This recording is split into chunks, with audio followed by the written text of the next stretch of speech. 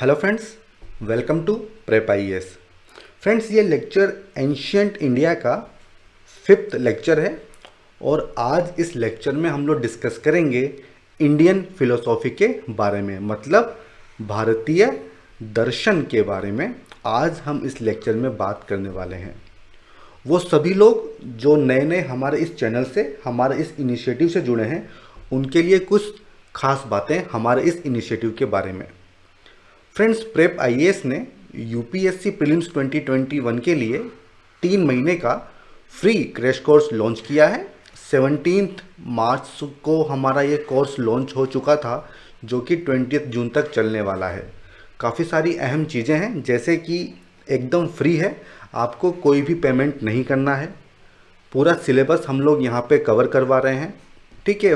5 full length mock test भी होंगे, जहाँ पे आप अपनी परफॉर्मेंस को जज कर सकते हो, ठीक है। स्टैटिक एंड डायनामिक दोनों ही पोर्शन को हम लोग कवर करवा रहे हैं। हमारे टेलीग्राम चैनल पे आपको स्टडी मटेरियल, नोट्स और हमारे जितने भी वीडियोज होते हैं उसकी पीडीएफ वहाँ पे मिल जाएगी।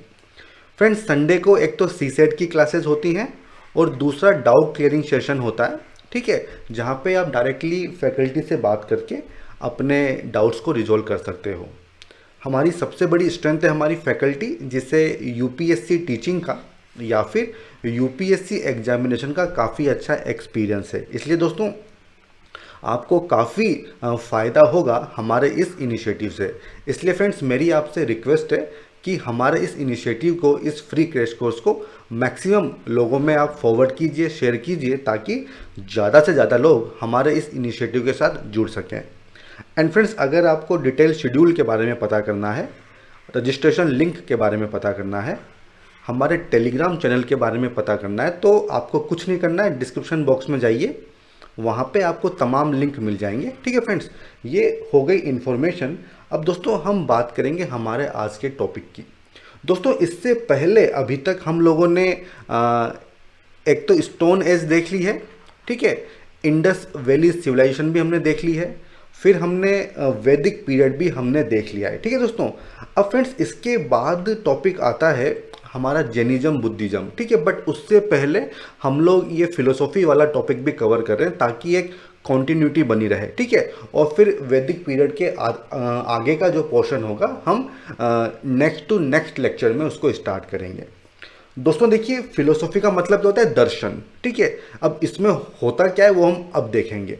दोस्तों, जब हमने वैदिक पीरियड पढ़ा था, तो उसमें हमने देखा था कि उस समय के लोगों ने जो फोर्सेस ऑफ नेचर थी, ठीक है, जैसे कि विंड, ठीक है, सूर्य, पवन देव, इन सबको उन्होंने गॉड मान लिया था। इंद्र हो गए, जो कि रेन गॉड माने जाते थे, तो इन सबको उन्होंने भगवान मान लिया था और एक ह्यूमन फॉर्म में इनको भगवान माना था। और जब भी ये लोग वर्शिप वगैरह करते थे, तो यज्ञ में ऑफरिंग दिया करते थे, ठीक है, कुछ चावल डाल दिया, घी डाल दिया, पशुओं की बलि दे दी, तो इस तरह की रिचुअल्स वहाँ पे परफॉर्म किए जाते थे।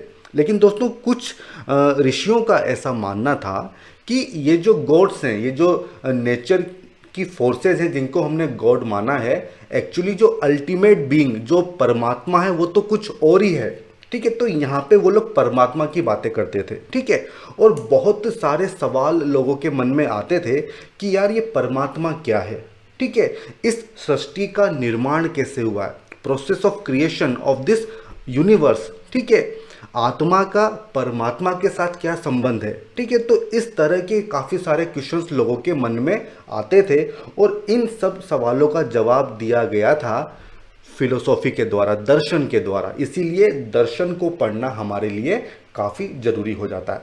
दोस्तों, हमने देखा था कि वेदों में क्या थे, बेसिकली मंत्र थे, ठीक है, बट उन मंत्रों का मतलब उसमें नहीं बताया हुआ था। इसके लिए हमने देखा था ब्राह्मणा थे, फिर कुछ अरण्यक आए थे, उपनिषद थे, तो उसमें लोगों ने मंत्रों के ऊपर चिंतन किया, मनन किया, लोगों के मन में काफ़ी सारी क्वेरी आई। वो यही क्वेरीज थी कि इस सृष्टि का निर्माण कैसे हुआ, आत्मा क्या है, परमात्मा क्या है, ठीक है, हमको मुक्ति कैसे मिलेगी। तो ये सब चीज़ें उनके क्वेश्चंस थी, जिनका आंसर देने की कोशिश की गई थी फिलोसॉफी के द्वारा। आई होप आप समझ गए होंगे कि दर्शन में हमें क्या पढ़ना है। अब दोस्तों, एक बार जब स्टेट बन गया, ठीक है, हमने देखा कि हम देखेंगे कि मौर्यन रूल आएगा, उसके बाद स्टेट बन जाता है, ठीक है, जो वर्ण ऑर्डर था सोसाइटी में वो एकदम फुल्ली स्टेब्लिश हो जाता है। तो उसके बाद लोगों को बताया जाता है कि एक जो मनुष्य है उसके लाइफ में 4 गोल हैं, 4 गोल्स ऑफ लाइफ, इसको बोला गया था पुरुषार्थ, ठीक है। एक जो मनुष्य पैदा हुआ है उसको अपनी लाइफ में 4 गोल हैं, उसको पूरा करने के लिए कोशिश करनी चाहिए। सबसे पहला गोल क्या बताया गया? अर्थ। अर्थ मतलब दोस्तों क्या होता है? इसका मतलब होता है पैसे से, वेल्थ से, इकोनॉमिक पॉइंट ऑफ व्यू से ये वाला गोल होता है कि आपको पैसा कमाना है। और इसके लिए संपूर्ण सूचना जो है वो अर्थशास्त्र में दी हुई है। ये किसने लिखा था? कौटिल्य ने, ठीक है। तो कौटिल्य के जो अर्थशास्त्र था उसमें अर्थ की पूरी बात की हुई थी।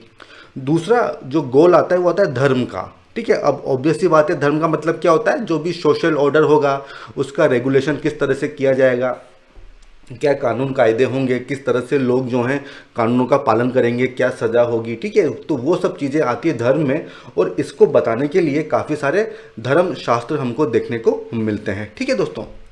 तीसरा गोल बताया गया था काम। काम का मतलब क्या होता है? फिजिकल प्लेजर्स, या फिर जो प्यार मोहब्बत वाली चीज़ें होती हैं वो सभी काम में आती हैं।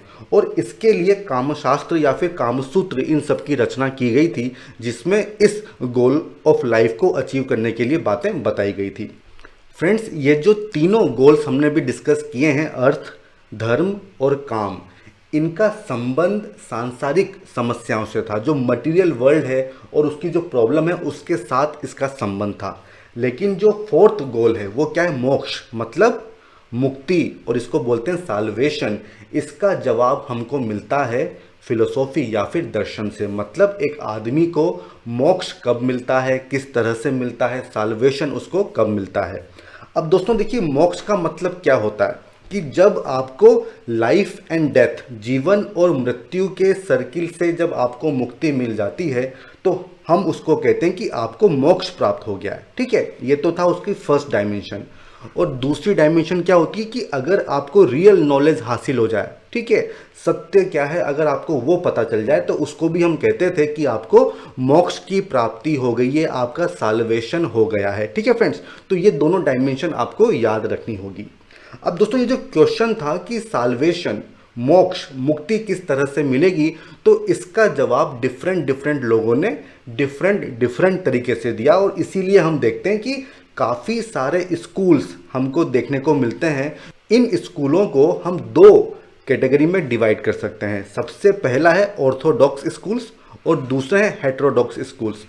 हम सबसे पहले यहाँ पे बात करेंगे ऑर्थोडॉक्स स्कूल की। इनको हम आस्तिक स्कूल्स भी कहते हैं। और दोस्तों, इनको आस्तिक क्यों कहते हैं? क्योंकि ये वेदों को मानते थे। इनके हिसाब से जो वेद हैं वो सुप्रीम स्क्रिप्चर्स हैं, वो सबसे महान ग्रंथ हैं, और उन्हीं में मुक्ति का मार्ग, सीक्रेट्स टू साल्वेशन, वेदों में ही हमको देखने को मिलता है, ठीक है फ्रेंड्स। अब ये जो ऑर्थोडॉक्स स्कूल था इसमें हमको 6 सब स्कूल देखने को मिलते हैं, और इसको हम कहते हैं षड दर्शन। दोस्तों बहुत इंपॉर्टेंट है, इस पर डायरेक्ट प्रीलिम्स में क्वेश्चन बनते हैं। अब फ्रेंड्स, ये जो ऑर्थोडॉक्स स्कूल है ये एक तो थ्योरी ऑफ कर्मा, ठीक है, और रीबर्थ की जो थ्योरी है, पुनर्जन्म की जो थ्योरी है, उस पर ये भरोसा करता है। अब दोस्तों, ये थ्योरी होती क्या है? पहले हम बात करेंगे थ्योरी ऑफ कर्मा की। थ्योरी ऑफ कर्मा, दोस्तों ये थ्योरी ये कहती है कि एक व्यक्ति जिस तरह के कर्म करेगा, जिस तरह की एक्टिविटी करेगा, उसी का फल उसको मिलेगा। जैसा कि हम कहते हैं ना कि आप जैसा कर्म करोगे आपको वैसा ही फल मिलेगा। ये थ्योरी ये भी कहती है कि पिछले जन्म में आपने जो कर्म किए थे उस कर्म के हिसाब से ही आपका जो आने वाला जन्म है वो निर्धारित होता है। थ्योरी ऑफ रीबर्थ ये कहती है कि जो सोल है, जो आत्मा है, वो इनडिस्ट्रक्टिबल है, उसका नाश नहीं हो सकता है, ठीक है। और नाश किसका होगा? शरीर का होगा, बॉडी का होगा, ठीक है। और ये जो सोल है ये एक जन्म से दूसरे जन्म में बॉडी को बदलती रहती है, और ये प्रोसेस कब तक चलता रहता है? जब तक कि आपको मोक्ष या फिर साल्वेशन नहीं मिल जाता है। तो इसको कहते हैं थ्योरी ऑफ रीबर्थ। अब दोस्तों, सेकंड जो स्कूल होता है वो है हेटेरोडॉक्स स्कूल, इसको हम नास्तिक स्कूल भी कहते हैं। और क्यों इसको नास्तिक स्कूल कहते हैं? क्योंकि ये स्कूल वेदों पे भरोसा नहीं करता है। दोस्तों ये इंपॉर्टेंट इन्फॉर्मेशन है, इस पे डायरेक्ट सवाल पूछे जाते हैं। ये स्कूल गॉड की एग्जिस्टेंस को भी क्वेश्चन करता है कि वास्तव में भगवान है या नहीं है, ये भी सवाल ये वाला स्कूल पूछता है। अब दोस्तों इस स्कूल में 3 सब स्कूल्स हैं। हमने देखा था कि जो ऑर्थोडॉक्स स्कूल था उसमें 6 सब स्कूल हमको देखने को मिले थे, लेकिन हेटेरोडॉक्स में हमको 3 सब स्कूल्स देखने को मिलते हैं। फर्स्ट है जैनिज्म, दूसरा है बुद्धिज्म और तीसरा है चार्वाका। दोस्तों देखिए, जैनिज्म और बुद्धिज्म हम आज डिस्कस नहीं करेंगे, हम नेक्स्ट लेक्चर में डिस्कस करेंगे, क्योंकि वो अपने आप में एक पूरा का पूरा बहुत बड़ा टॉपिक है। ठीक है, इस वाले लेक्चर में हम चार्वाका को यहाँ पे डिस्कस करने वाले हैं। अब दोस्तों हम 1 बाय 1 करके इन सभी जो डिफरेंट स्कूल्स हैं इसके बारे में हम जानने की कोशिश करेंगे। अब दोस्तों ये जो डिफरेंट फिलोसॉफीज़ हैं या डिफरेंट स्कूल्स हैं, ये क्या करती हैं? जो उस समय के सवाल थे ये उनका एक तो जवाब देती है, आंसर करती है, और दूसरा एक रास्ता दिखाती है साल्वेशन का, कि आपको साल्वेशन किस तरह से मिलेगा, आपको क्या चीज़ें करनी चाहिए जिसकी वजह से आपको साल्वेशन मिलेगा। तो ये चीज़ें हमको इन दर्शन से, इन फिलोसॉफी से पता चलती है। दोस्तों देखिए, क्वेश्चन क्या बनते हैं? एक तो आपको सब स्कूल्स के नाम याद होने चाहिए, ठीक है, उनके फाउंडर कौन है वो आपको पता होने चाहिए, और उस स्कूल से जुड़ी हुई इंपॉर्टेंट इन्फॉर्मेशन ये आपको पता होनी चाहिए। इस पे सवाल बनते हैं। अब दोस्तों सबसे पहला स्कूल आता है सांख्य, ठीक है, इसको बोलते हैं सांख्य स्कूल। दोस्तों सांख्य का मतलब होता है काउंट, इसका मतलब होता है नंबर से, ठीक है, तो ये चीज़ आपको याद रखनी होगी। इसको बोलते हैं सांख्य, ठीक है, सांख्य स्कूल इसको बोलते हैं। ठीक है फ्रेंड्स, इसका दूसरा मीनिंग भी है, वो क्या है? अगर आप इसको थोड़ा सा इसको तोड़ोगे तो ये सम प्लस ख्या है, मतलब कंप्लीट नॉलेज भी इसको कहते हैं, बट जो मोस्ट पॉपुलर जो इसकी डेफिनेशन है इसको सांख्य ही कहा जाता है, और इसका संबंध काउंट से होता है। फ्रेंड्स, इस स्कूल को किसने फाउंड किया था? वो थे कपिल मुनि। फ्रेंड्स ये आपको याद रखना होगा, और ये ओल्डेस्ट स्कूल ऑफ फिलोसॉफी है, ये भी आपको याद रखना होगा, इस पे सवाल पूछे जा सकते हैं। अब दोस्तों ये जो सांख्य फिलोसॉफी थी, ये 2 फेजेस में इसका डेवलपमेंट होता है, और वो दोनों ही फेज हमारे लिए इम्पोर्टेंट है। सबसे पहले हम देखेंगे ओरिजिनल सांख्य व्यू, और ये कब डेवलप हुआ था? 1st सेंचुरी एडी में। दोस्तों ये टाइमलाइन आपके लिए बहुत इंपॉर्टेंट है। अब दोस्तों देखिए, इस फिलोसॉफी ने किस सवाल का जवाब दिया था? सवाल ये था कि इस सृष्टि का, इस यूनिवर्स का क्रिएशन किस तरह से हुआ है, इस सृष्टि की रचना किस तरह से हुई है। तो इसका जवाब इस स्कूल ने दिया था। ये फिलोसॉफी क्या कहती है कि इस सृष्टि के निर्माण के लिए या फिर for the creation of this universe किसी भी डिवाइन एजेंसी की प्रेजेंस आवश्यक नहीं है, नेसेसरी नहीं है। मतलब इस यूनिवर्स को भगवान ने नहीं बनाया है। दोस्तों ये बहुत इंपॉर्टेंट है। उस जमाने में भी लोग इस चीज़ को मानते थे कि इस सृष्टि को, इस यूनिवर्स को बनाने में किसी डिवाइन एजेंसी की कोई भूमिका नहीं है। तो हम कह सकते हैं ये एक तरह का रैशनल, तार्किक, एक साइंटिफिक मतलब वैज्ञानिक व्यू था इस सृष्टि के निर्माण को लेके। दोस्तों इस पे सवाल पूछा जा सकता है। अब जब डिवाइन एजेंसी का रोल नहीं है तो फिर इस सृष्टि की रचना, इसका क्रिएशन किस तरह से हुआ? तो इस फिलोसॉफी ने ये बताया कि जो नेचर है, जो प्रकृति है, उसने इस यूनिवर्स की रचना की है। मतलब समय के साथ साथ प्रकृति, नेचर में डेवलपमेंट हुआ और उसके साथ ही जो यूनिवर्स है उसका भी क्रिएशन होता है। मतलब एक पौधा बना, वो पौधा बड़ा होके फिर एक पेड़ बना, फिर वो पेड़ खत्म हुआ, उसके बीज गिरे, फिर से नया पेड़ बना। तो समय के साथ साथ प्रकृति में, नेचर में ही चेंजेस आए और हमको सृष्टि का क्रिएशन देखने को मिलता है। तो हम यह भी कह सकते हैं कि ये जो फर्स्ट फेज थी, जो ओरिजिनल फेज थी, ये एक मटीरियलिस्टिक स्कूल था, मतलब पदार्थवादी या फिर भौतिकवादी स्कूल हम इसको कह सकते हैं। अब दोस्तों ये तो था ओरिजिनल व्यू, बट ये व्यू चेंज होता है और फिर हमको इसका सेकंड व्यू देखने को मिलता है जो कि 4th सेंचुरी एडी में सामने आया था। इसको न्यू सांख्य व्यू कहते हैं। इस फिलोसॉफी में, इस दौर में ये फिलोसॉफी ये कहती है कि सृष्टि के निर्माण के लिए, for the creation of universe, nature मतलब प्रकृति के अलावा पुरुष, पुरुष मतलब क्या होता है, स्पिरिट मतलब आत्मा, आत्मा मतलब कॉन्शियसनेस, ठीक है, आत्मा की भी आवश्यकता होती है। इस सृष्टि के निर्माण के लिए नेचर भी चाहिए, प्रकृति भी चाहिए और उसके साथ साथ आपको पुरुष या फिर आत्मा की भी आवश्यकता होती है। तो दोस्तों देखिए, समय के साथ इस व्यू में हमको चेंज देखने को मिलते हैं। फर्स्ट व्यू में कहा गया था कि जो नेचर है उसकी वजह से सृष्टि का निर्माण हुआ है, लेकिन अब वो कहा जा रहा है कि नेचर, ठीक है, प्लस आत्मा, जब इन दोनों का समागम होगा उसके बाद ही यूनिवर्स का क्रिएशन होगा। तो हम कह सकते हैं कि ये एक स्पिरिचुअल व्यू है, एक आध्यात्मिक व्यू है। इससे पहले वाला जो व्यू था वो कौन सा था, मटीरियलिस्टिक मतलब भौतिकवादी वो व्यू था। ठीक है फ्रेंड्स, तो आई होप आप इस चीज को समझ पा रहे होंगे। अब दोस्तों इसके अलावा देखिए, ये चीज तो उन्होंने बता दी कि सृष्टि का निर्माण कैसे होता है। अब बात आती है साल्वेशन, आपको मोक्ष, आपको मुक्ति कैसे मिलेगी। वो मुक्ति आपको मिलेगी एक्विजिशन ऑफ नॉलेज से। जब आपको इस चीज का पता चल जाएगा कि इस सृष्टि का निर्माण किस तरह से हुआ है, तब आपको मुक्ति मिल जाएगी। और इस मुक्ति के पाने के लिए आपको नॉलेज को अक्वायर करना होगा, और नॉलेज किस तरह से अक्वायर की जाएगी वो तरीका भी यहाँ पे बताया गया था। 3 मेन कॉन्सेप्ट दिए गए थे कि किस तरह से आपको नॉलेज आप अक्वायर कर सकते हो। सबसे पहला है प्रत्यक्ष मतलब परसेप्शन, दूसरा है अनुमान मतलब इन्फ्रेंस, और तीसरा है शब्द मतलब हियरिंग। इन तीनों ही तरह से आप नॉलेज को अक्वायर कर सकते हो। दोस्तों इसका मैं आपको उदाहरण देता हूँ। फ्रेंड्स अभी देखिए, कुंभ काफ़ी न्यूज़ में था और हमको डर था कि इससे कोविड फैल जाएगा, ठीक है। तो मान लीजिए ये एक नॉलेज है, ठीक है, कि कुंभ से कोविड फैल रहा है।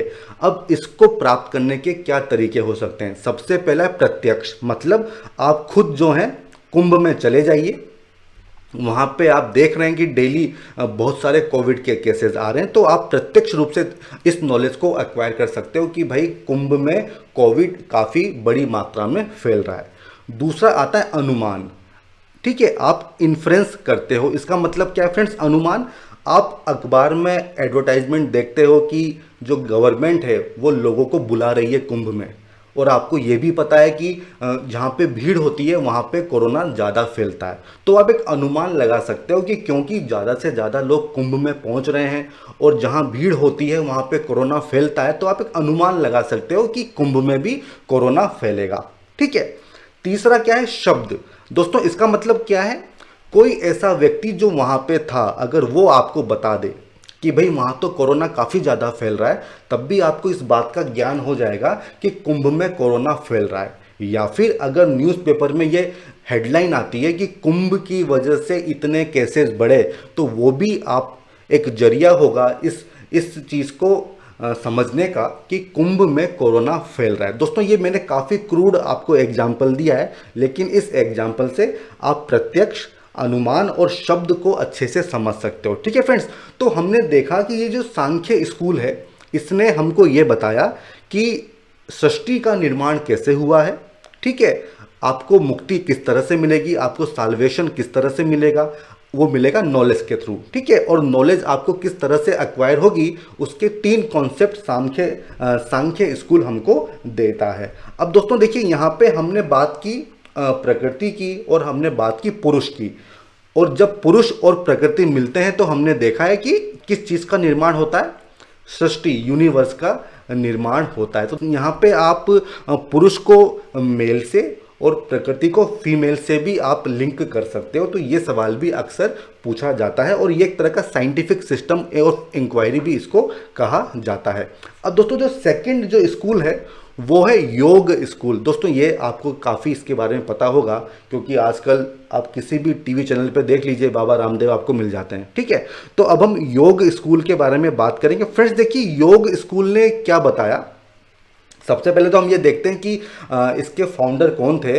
वो थे महर्षि पतंजलि, ठीक है, और ये कब का है, 2nd सेंचुरी BCE। दोस्तों ये टाइमलाइन आपको याद रखनी होगी, ये इंपॉर्टेंट होती है।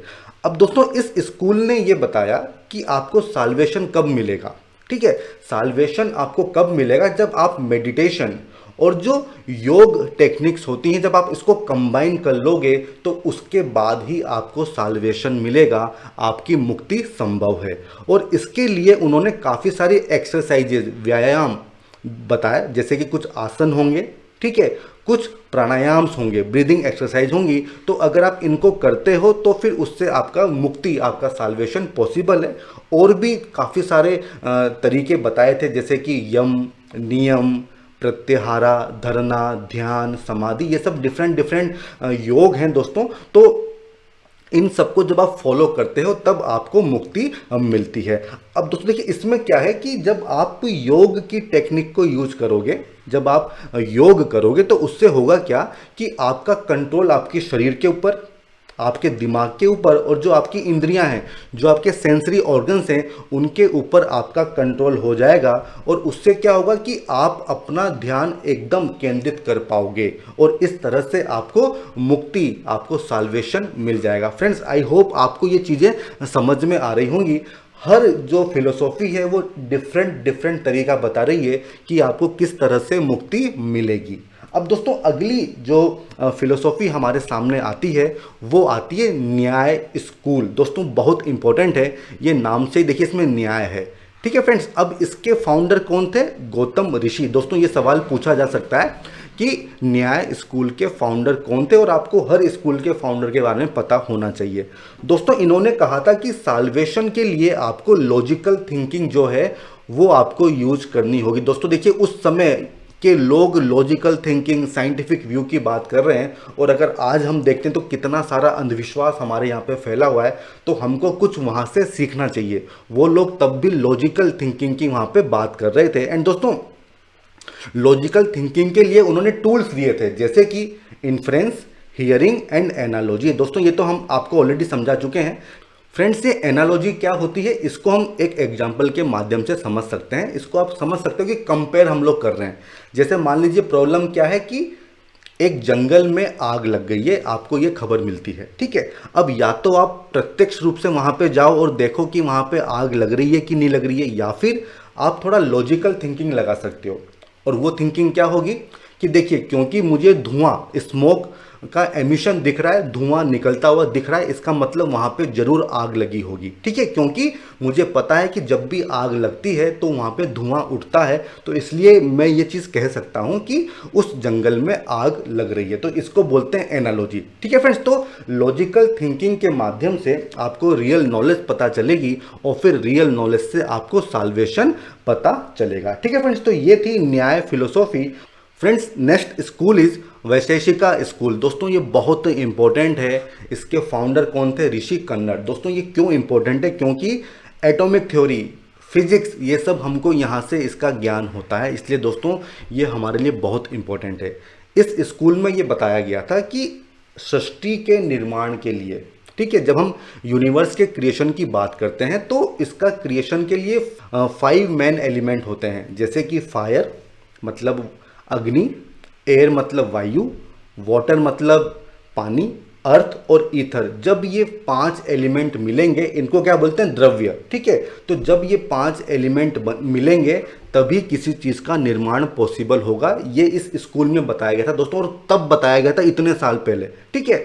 तो इससे एटॉमिक थ्योरी का डेवलपमेंट हमारे यहाँ पे हुआ था, ठीक है फ्रेंड्स। ये एक बहुत ही साइंटिफिक अप्रोच थी। इनका ये कहना था कि जितने भी मटेरियल ऑब्जेक्ट हैं वो सब एटम से बने हैं, और ये एटम जो है इन 5 चीज़ों से बना है, ठीक है फ्रेंड्स। तो हम ये भी कह सकते हैं कि एक तरह से इंडियन सबकॉन्टिनेंट में फिजिक्स की शुरुआत हमको देखने को मिलती है। लेकिन दोस्तों ये तो कहानी का केवल एक पार्ट है।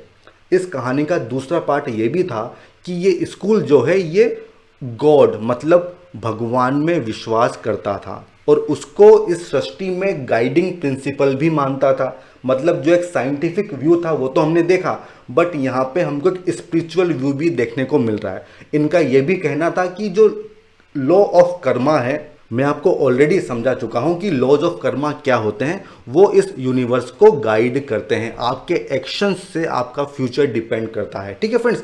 इसके अलावा ये जो स्कूल था ये साल्वेशन पे भी डिपेंड करता था। तो दोस्तों जो एकदम से साइंटिफिक व्यू था वो यहाँ पे हमको डाइल्यूट होता हुआ नजर आता है। नेक्स्ट वन इज मीमांसा स्कूल। फ्रेंड्स इस स्कूल के फाउंडर कौन थे? ऋषि जैमिनी, ठीक है। और टाइम पीरियड क्या है? 3rd century BCE। अब दोस्तों देखिए ये स्कूल क्या कहता है, इनका ये कहना है कि जो वेद हैं उनमें एटर्नल ट्रुथ जो है वो समाया हुआ है, जो संपूर्ण सत्य है वो आपको वेदों में मिल जाएगा। जो वेद हैं वो repository of all the knowledge हैं, जितना भी ज्ञान है वो सब वेदों में आपको देखने को मिल जाएगा। अगर आपको स्वर्ग की प्राप्ति करनी है, हेवन की प्राप्ति करनी है, आपको साल्वेशन, अगर आपको मुक्ति चाहिए, तो आपको क्या करना होगा कि वेदों में जो ड्यूटीज़ प्रिस्क्राइब की हुई हैं वो आपको फुलफिल करनी होगी। और अगर उसको आप करने में कामयाब होते हो तो आपको मुक्ति भी मिलेगी और आपको स्वर्ग भी मिलेगा। एंड दोस्तों ऋषि जैमिनी के अलावा 2 लोग और इम्पोर्टेंट हैं जो इस स्कूल से जुड़े हुए हैं। एक है सबर स्वामी, ठीक है, और दूसरे हैं कुमारीला भट्टा। तो ये सवाल पूछा जा सकता है कि इन दोनों का संबंध किस स्कूल से है। अब दोस्तों मुक्ति साल्वेशन के लिए ये स्कूल ये कहता है कि आपको वेदों में जो रिचुअल्स दिए हुए हैं, जो कर्म कांड दिए हुए हैं, वो आपको परफॉर्म करने हैं। लेकिन आपको इस रिचुअल्स परफॉर्म करने से पहले उसके पीछे का कारण और जस्टिफिकेशन पता होना चाहिए कि आप क्यों उस रिचुअल को कर रहे हो, वो रिचुअल क्यों करना जरूरी है। तभी आप उस रिचुअल को अच्छे से कर पाओगे और इसके बाद ही आपको मुक्ति मिलेगी, ठीक है फ्रेंड्स। तो ये चीज़ आपको याद रखनी होगी। अब दोस्तों देखिए इस वाले स्कूल में काफ़ी ज़्यादा फोकस किया गया था वेदों के ऊपर, उसके रिचुअलिस्टिक पार्ट के ऊपर कि आपको कर्म कांड करने, आपको रिचुअल्स फॉलो करने हैं। एंड दोस्तों क्योंकि देखिए सामान्य सी बात है कि सब लोग इसको नहीं कर पाएंगे, इसके लिए जो ब्राह्मण लोग होंगे, जो पुजारी लोग होंगे, उनकी सहायता आपको लेनी होगी। तो हम ये भी कह सकते हैं कि ये जो स्कूल था इसने प्रीस्ट का डोमिनेशन जो है वो इंश्योर किया था। एक तरह की सोशल डिस्टेंस क्रिएट करने की कोशिश की थी आम आदमी के बीच में और प्रीस्ट जो पंडित लोग थे उनके बीच में, ठीक है। ब्राह्मणों का डोमिनेशन कायम रहे, उस चीज़ को ये स्कूल जो है इंश्योर करता है। तो ये सब चीज़ें हम इस स्कूल से समझ सकते हैं। अब दोस्तों अगला स्कूल आता है वेदांत स्कूल। दोस्तों वेदांत मतलब क्या होता है? End of the Vedas. मतलब हम लोग उपनिषद टीचिंग की या उपनिषद फिलोसॉफी की यहाँ पे बात करेंगे। वेदांत का मतलब एंड ऑफ वेदा तो है ही सही, पर हम ये भी कह सकते हैं कि अब नॉलेज का भी एंड हो गया, ठीक है। मतलब संपूर्ण नॉलेज आपको यहाँ पे मिल जाएगी, ये भी हम कह सकते हैं। तो अब डिफरेंट इंटरप्रिटेशन है, ठीक है। अब इस स्कूल का जो ओल्डेस्ट टेक्स्ट है वो कौन सा है? ब्रह्म सूत्रा ऑफ बद्रियाना, ठीक है। तो इससे हमको ये फिलोसॉफी देखने को मिलती है और ये कब हुआ था? 2nd सेंचुरी BCE में ये फिलोसॉफी हमको देखने को मिलती है। अब दोस्तों देखिए ये स्कूल क्या कहता है? ये स्कूल ये कहता है कि जब आप अल्टीमेट रियलिटी की बात करते हो तो वो कौन है? ब्रह्मा। ब्रह्मा मतलब परमात्मा, ठीक है। और इसके अलावा हर एक चीज माया है। मतलब जो चीज नष्ट हो सकती है वो सब माया है और जो चीज नष्ट नहीं हो सकती है वो चीज ब्रह्मा है। फॉर एग्जाम्पल दोस्तों हमारी जो शरीर है, जो हमारी बॉडी है, वो एक तरह की माया है। क्यों? क्योंकि वो नष्ट होगी, आज नहीं तो कल नष्ट हो जाएगी। जो हमारे सुख हैं, जो हमारे दुख हैं, ये सब माया हैं। क्यों? क्योंकि आज सुख हैं तो कल दुख हमको मिलेंगे। तो ये तो जीवन का एक दौर है, ठीक है। आज आना है, कल चला जाएगा, परसों फिर आ जाएगा। तो ये सब अनरियल चीज़ें हैं, ये सब माया है, इनका नाश होना संभव है। लेकिन वो एक ऐसी चीज़ जिसका नाश पॉसिबल नहीं है, जिसको आप डिस्ट्रॉय नहीं कर सकते हो, वो चीज़ कौन सी है? ब्रह्मा, ठीक है फ्रेंड्स। ये तो था फर्स्ट पॉइंट। सेकंड, जो आत्मा है, मतलब जो हमारी सोल है, जो हमारी कॉन्शियसनेस है, वो और ब्रह्मा दोनों एक ही हैं। मतलब आत्मा और परमात्मा दोनों एक ही हैं, ठीक है। और जब आत्मा का मर्जर हो जाएगा ब्रह्मा से, तब आपको मुक्ति मिलेगी, तब आपको जो है साल्वेशन मिल जाएगा। तो ये क्रक्स है इस स्कूल का, ठीक है, कि आत्मा और ब्रह्मा ये इनडिस्ट्रक्टिबल हैं, ये एटर्नल हैं, इनका नाश नहीं हो सकता है, दोनों सिमिलर हैं, ठीक है। और जब आत्मा और ब्रह्मा का मर्जर हो जाएगा, जब आपको ये नॉलेज मिल जाएगी, उस समय आपको साल्वेशन, आपको मुक्ति मिल जाएगी। ये चीज़ कही गई है इस स्कूल में, ठीक है फ्रेंड्स। आई होप आपको ये चीज़ समझ में आई होगी। बट दोस्तों समय के साथ साथ इसमें हमको चेंजेस देखने को मिलते हैं, जैसे कि इसका इवोल्यूशन होता है। 9th सेंचुरी AD में जो शंकराचार्य थे उन्होंने अपनी खुद की एक थ्योरी दी थी और उसमें इन्होंने अद्वैत वेदांता का डेवलपमेंट बताया था। फिर उसके बाद 12th सेंचुरी में हम देखते हैं कि रामानुजम इससे जुड़ते हैं और उन्होंने अपना कॉन्सेप्ट दिया था विशिष्ट अद्वैता का। दोस्तों ये दोनों ही कॉन्सेप्ट हमारे लिए इंपॉर्टेंट है। दोस्तों अद्वैत मतलब क्या होता है, मतलब आत्मा, और दूसरा क्या है, ब्रह्मा। ठीक है, अगर कोई फिलोसोफर इनको अलग अलग बताता है कि आत्मा अलग है ब्रह्मा अलग है, तो हम कहते हैं कि वो डुअलिज्म या द्वैतवाद की बात कर रहा है। ठीक है, या फिर द्वैतवाद की वो बात कर रहा है। बट जब कोई थिंकर हमको कहता है कि आत्मा और ब्रह्मा एक ही हैं, तो हम कहते हैं कि वो अद्वैत फिलोसॉफी है।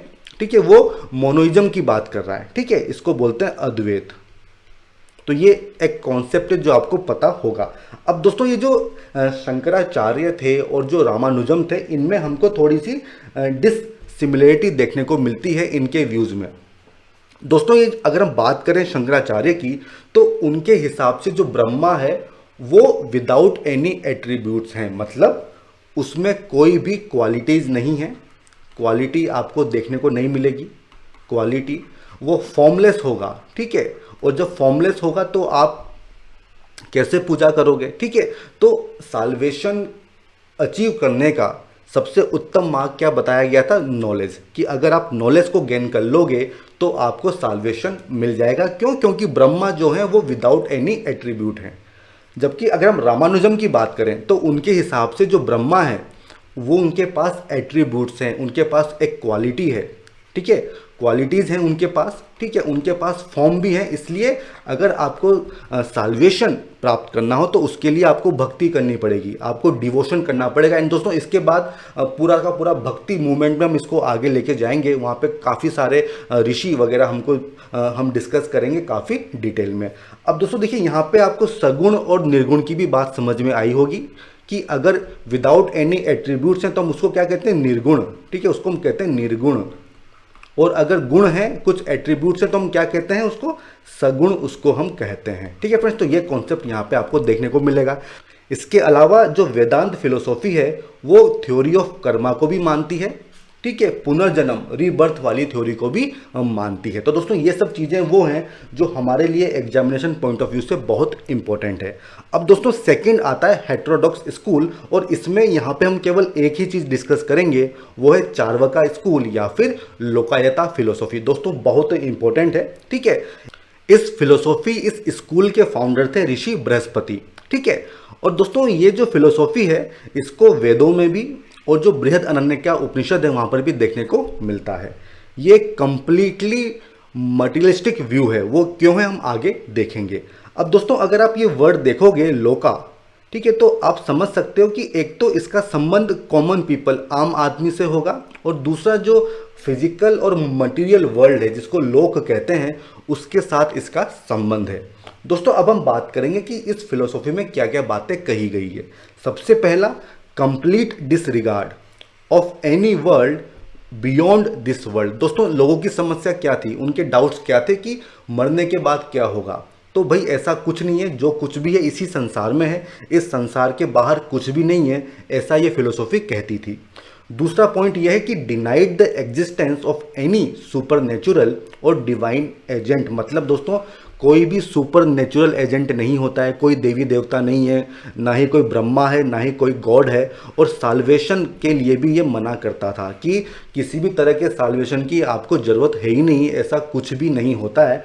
तो ये सब चीज़ें इस फिलोसॉफी में कही गई थी। एंड दोस्तों इस फिलोसॉफी का ये कहना था कि जिस भी चीज़ को आप टच कर सकते हो या फिर एक्सपीरियंस कर सकते हो अपनी इंद्रियों के द्वारा, अपने सेंसेस के द्वारा, केवल उसी चीज़ पे आपको भरोसा करना चाहिए।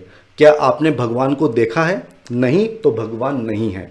क्या आपने आत्मा को देखा है? नहीं, तो आत्मा भी नहीं है। तो इसलिए ये फिलोसॉफी ये कहती थी कि जिस भी चीज़ को आप टच कर सकते हो या फिर आप एक्सपीरियंस कर सकते हो, केवल उसी पे आपको भरोसा करना होगा। और इसीलिए जो ईथर है, स्काई है, उसको भी ये असेंशियल मैटर नहीं मानती थी। क्यों? क्योंकि स्काई को आप टच नहीं कर सकते हो, उसको एक्सपीरियंस नहीं कर सकते हो। तो इनके लिए यूनिवर्स में केवल 4 ही एलिमेंट थे, fire, earth, water and air. क्योंकि इनको आप टच भी कर सकते हो, इनको आप एक्सपीरियंस भी कर सकते हो। ठीक है, इसके अलावा दोस्तों जो रिचुअल्स की जहाँ तक बात है तो उसको ये क्रिटिसाइज करते थे। उनका ये मानना था कि ये जो ब्राह्मण लोग हैं इन्होंने ये सब रिचुअल्स जो हैं खुद के फायदे के लिए ही ईजाद किए हैं और इनका मोटिव क्या है, दान दक्षिणा, ताकि इनकी इनकम होती जाए। इसलिए रिचुअल्स पे इनका बिल्कुल भी भरोसा नहीं था। इनका ये कहना था कि जो मनुष्य है वो ही सेंट्रल फोकस होना चाहिए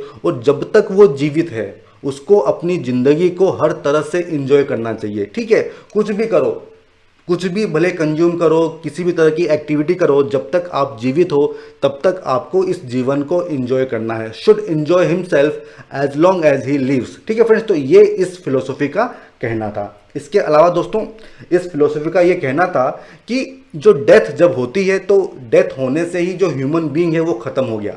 ठीक है, अब उसका फिर से रीबर्थ होगा कि नहीं होगा ऐसा कुछ भी नहीं है। एक बार अगर आपकी डेथ हो गई तो कहानी ख़त्म। तो इसलिए जब तक आप जिंदा हो तब तक जितनी भी मौज मस्ती आपको करनी है वो कर लो, क्योंकि एक बार मर जाओगे तो उसके बाद आप मौज मस्ती नहीं कर पाओगे। ठीक है, pleasure should be the ultimate objective of life. जितनी जिंदगी जीनी है वो आप जी लो। ठीक है, कुछ भी भगवान कुछ नहीं होता, कर्म कुछ नहीं होते, ऐसा कुछ भी नहीं होता है। और इस फिलोसॉफी का जो मूल मंत्र था वो ये था, ईट ड्रिंक एंड मैक मेरी, मतलब खाओ पियो शादी मनाओ और मतलब मस्ती करो मजे करो। तो ये इस फिलोसॉफी का कहना था। दोस्तों देखिए ये सारी फिलोसॉफी यहाँ पे ख़त्म हो गई है। ठीक है, अब हम कुछ मल्टीपल चॉइस क्वेश्चंस की बात करेंगे ताकि आपका थोड़ा सा रिवीजन हो जाए। फर्स्ट क्वेश्चन, हड़प्पन सिविलाइजेशन जो सिंधु घाटी सभ्यता है वहाँ पे जो हमें सील्स मिली हैं उसको लेके हमें 3 स्टेटमेंट दिए गए हैं और बताना है कि कौन सा स्टेटमेंट सही है। सबसे पहला स्टेटमेंट है कि copper was the most common element used to make the seal, मतलब सील को बनाने में जो सबसे कॉमन एलिमेंट यूज किया गया था वो था कॉपर। फ्रेंड्स ये गलत है, हमने डिस्कस किया था स्टेटाइट जो एक सोप स्टोन है उसका यूज यहाँ पे सबसे कॉमन हमको देखने को मिलता है। सेकंड क्या है, seals were used for the identification of persons. Seal का किस लिए यूज होता था, ताकि लोगों को आइडेंटिफाई किया जा सके। फ्रेंड्स ये तो सही बात है। ठीक है, थर्ड क्या है कि रिलीजियस सिंबल्स हमको हड़प्पन साइट्स में नहीं मिले हैं। दोस्तों ये तो गलत है, काफ़ी सारे सिंबल्स हमको मिले हैं। हमको योनी, हमको लिंग मिले हैं। ठीक है, मदर गॉडेस के फिगर हमको मिले हैं। तो ये जो थर्ड स्टेटमेंट है ये भी गलत होगा। तो सही जवाब क्या हो जाएगा, 2 ओनली। एंड दोस्तों क्योंकि अगर आप केवल फर्स्ट ऑप्शन को ही, फर्स्ट स्टेटमेंट को ही एलिमिनेट कर लोगे तो ये तीनों अपने आप खत्म हो जाएंगे, आपको बाकी पढ़ने की जरूरत है ही नहीं। तो इस तरह से आप एलिमिनेट करके भी आंसर तक पहुंच सकते हो। सेकंड है, इंडस वैली सिविलाइजेशन को लेके उनकी जो रिलीजियस प्रैक्टिसेस थी उसको लेके 3 स्टेटमेंट दिए गए हैं, बताना है कौन सा सही है कौन सा गलत है। One of the major features was the worship of the female goddess associated with fertility, मतलब जिस तरह से वो पूजा करते थे तो उसका सबसे मुख्य फीचर ये था कि वो फीमेल गॉडेस की पूजा करते थे जिसका संबंध फर्टिलिटी के साथ होता है। फ्रेंड्स सही बात है, मदर गॉडेस की वो लोग पूजा करते थे, तो ये स्टेटमेंट तो सही हो जाएगा। सेकंड क्या है कि several big temple construction, Harappa Mohenjodaro में हमको बहुत सारे बड़े बड़े टेम्पल जो हैं वो देखने को मिलते हैं। दोस्तों गलत बात है, हमको टेम्पल नहीं मिले हैं, तो ये स्टेटमेंट गलत हो जाएगा। थर्ड क्या है, animal worship was generally not practised at the time and emerged later in the Vedic period, मतलब हड़प्पन सभ्यता के समय एनिमल वर्शिप जो है नहीं होती थी। दोस्तों गलत बात है, हमको काफ़ी सारी सील्स मिली हैं जहाँ पे एनिमल वर्शिप होने के प्रूफ हमको मिलते हैं, तो ये स्टेटमेंट भी गलत होगा। तो सही इसका जवाब क्या हो जाएगा, 1 ओनली मीन्स ऑप्शन ए। ठीक है फ्रेंड्स, अब आता है नेक्स्ट क्वेश्चन, क्वेश्चन नंबर 3, जहाँ पे हड़प्पन सिटी प्लानिंग को लेके 3 स्टेटमेंट दिए गए हैं, बताना है कौन सा स्टेटमेंट सही है। पहला स्टेटमेंट है कि ओनली। दोस्तों देखिए जब भी आपको इस तरह के वर्ड दिखें, ओनली, ईच, एवरी, ऑल और इस तरह के कुछ एक्सट्रीम वर्ड्स जब आपको मिलते हैं तो आपको अपने कान खड़े करने होंगे। 99% दोस्तों ऐसे जो ऑप्शन होते हैं वो गलत होते हैं। ठीक है, तो इस तरह से दोस्तों अगर कोई न आता हुआ क्वेश्चन भी आपके सामने आता है, ठीक है, तो इस तरह से आप अपने आंसर पे पहुंच सकते हो। ठीक है, तो ये एक तरह की ट्रिक है। तो पहला स्टेटमेंट क्या है, only, very large towns of Harappa and Mohenjodaro had a citadel. Friends देखिए ये गलत है, हमको सिटाडल और भी जगह मिला है। They had a well connected street system. दोस्तों ये सही बात है, हमको ग्रिड सिस्टम देखने को मिलता है, किस तरह से गलियां वहां पे प्लान की गई थी, तो सेकंड स्टेटमेंट सही है। थर्ड क्या है, drainage system were not unique to the larger cities but were found in smaller settlements as well. मतलब जो ड्रेनेज सिस्टम है वो केवल बड़ी सिटी में ही नहीं था, बल्कि जो छोटी सेटलमेंट है वहां पर भी हमको देखने को मिलता है। दोस्तों ये सही है, ठीक है। तो इसका सही जवाब क्या हो जाएगा, 2 और 3, मतलब ऑप्शन बी। ठीक है फ्रेंड्स, आई होप आप इस चीज को समझ पा रहे होंगे। नेक्स्ट क्वेश्चन, क्वेश्चन नंबर 4, जहां पे पूछा गया है दोस्तों, हमको पीरियड दिया हुआ है और उससे जुड़ी हुई पोट्री हमको दी हुई है और हमको बताना है कि कौन सा स्टेटमेंट यहाँ पे सही है। सबसे पहले पेंटेड ग्रेवेयर और इसको जोड़ा गया है महाजनपद के साथ। दोस्तों आप बताइए सही है कि गलत है, ये हम डिस्कस कर चुके हैं, क्योंकि ये तो वैदिक पीरियड के साथ इसको जोड़ा गया था। पेंटेड ग्रेवेयर PGW साइट्स हमने देखी थी लेटर वैदिक पीरियड में, ठीक है, तो ये तो गलत हो जाएगा। नॉर्दर्न ब्लैक पॉलिश्ड वेयर, दोस्तों ये हमने डिस्कस नहीं किया है, बट इसको हम नेक्स्ट टू नेक्स्ट लेक्चर में इसको देख लेंगे। Red and black ware, friends ये तो हमने डिस्कस किया था, जो कैल्कोलिथिक नियोलिथिक फेज था उसमें हमको देखने को मिला था, तो ये स्टेटमेंट सही है। इसका सही जवाब क्या हो जाएगा, option C, third only. And दोस्तों जहां तक नॉर्दर्न ब्लैक पॉलिश्ड वेयर की बात है, ये हमको कहाँ पे देखने को मिलता है, वो आप यहाँ पे देख सकते हैं। जो महाजनपद वाला जब हम सीन देखेंगे तो वहाँ पे हमको इस तरह के बर्तन देखने को मिलते हैं। क्वेश्चन नंबर 5 में फ्रेंड्स हमको ऋग्वैदिक पीरियड के बारे में 3 स्टेटमेंट दिए गए हैं, ठीक है, और हमको बताना है कि कौन सा स्टेटमेंट सही है। सबसे पहला स्टेटमेंट क्या है कि अर्ली ऋग्वैदिक पीरियड, उसमें ओरल टीचिंग्स वगैरह होती थी। दोस्तों ये तो सही बात है, ओरली ट्रांसमिट होती थी टीचिंग्स, ये हमने देखा था, तो ये तो स्टेटमेंट सही हो गया। दूसरा क्या है कि एडवेंट ऑफ अरण्यकाज, मतलब जब अरण्यकाज लिखे गए थे तो उसके बाद से जो सेक्रीफिशियल राइट्स होते हैं वो बहुत ज़्यादा पॉपुलर हो गए थे। दोस्तों उन्होंने तो क्रिटिसाइज किया था रिचुअल्स को, ठीक है, तो सेकंड जो स्टेटमेंट है ये गलत हो जाएगा। और तीसरा क्या है, जो पुरुष सुक्ता हाइम है वो सोशल डिवीजन के बारे में बात करती है। दोस्तों आप मुझे बताइए, ये हमने डिस्कस भी किया था कि पुरुष सुक्ता जो हाइम है वो ऋग्वेद के किस मंडल में दी हुई है। फ्रेंड्स ये स्टेटमेंट सही है, आप मुझे कमेंट सेक्शन में मंडल का नंबर बताइए, ठीक है। तो इसका सही ऑप्शन क्या हो जाएगा, 1 और 3, मतलब ऑप्शन ए। अब दोस्तों अगला क्वेश्चन है क्वेश्चन नंबर 6, जहां पे हमको बताया हुआ है कि it is situated in Indian state of UP.